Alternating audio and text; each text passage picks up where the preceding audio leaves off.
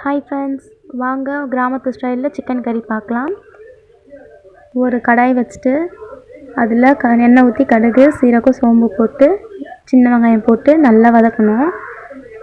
நல்லா பொரிஞ்சு வதங்கி வரும், அதோட ஜூஸ் எல்லாம் இறங்கி அது வரைக்கும் நல்லா வதக்கிட்டே இருக்கணும். அது கூடவே தட்டி வச்சு இஞ்சி பூண்டு சேர்த்து நல்லா மிக்ஸ் பண்ணி விடணும். நல்லா ரெண்டுமே பச்சை ஸ்மெல் போயிட்டு வதங்கி வந்ததும் தக்காளி போடணும். போட்டு நல்லா வதக்கிட்டே இருக்கணும். அது கூடவே மஞ்சத்தூள், உப்பு எல்லாம் சேர்த்து நல்லா கிளறி விடணும். அதோட பச்சை ஸ்மெல் போயிட்டு நல்லா குழஞ்சி வரும், அது வரைக்கும் வதக்கணும். பாருங்கள் எப்படி குழஞ்சி வந்துருச்சு. இது கூடவே நல்லா வாஷ் பண்ணி வச்சுக்க சிக்கன் சேர்க்கணும். சிக்கன் சேர்த்து நல்லா மிக்ஸ் பண்ணி விடணும்.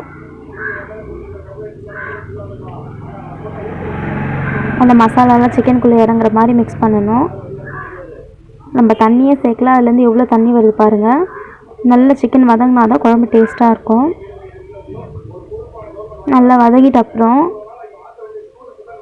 வாஷ் பண்ணி வச்சுருக்க உருளைக்கிழங்கு சேர்த்துக்கணும்.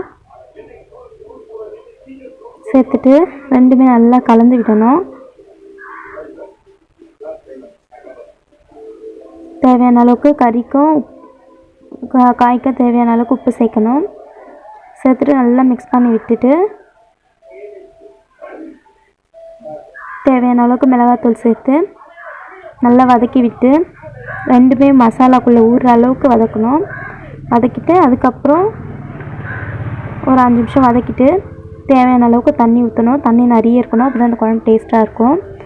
தேவையான அளவுக்கு நிறைய தண்ணி ஊற்றிட்டு அது நல்லா கொதித்து வர வரைக்கும் வெயிட் பண்ணணும். காயும் கறியும் வெந்ததும் புளி சேர்க்கணும்.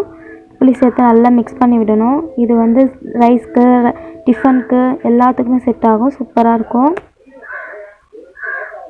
எப்படி இருக்குது பாருங்கள், டெம்டிங் ஆகுது. இந்த மாதிரி நிறைய ஃபுட் வீடியோஸ்க்கு நம்ம சேனல் லைக் பண்ணுங்கள், சப்ஸ்கிரைப் பண்ணுங்கள்.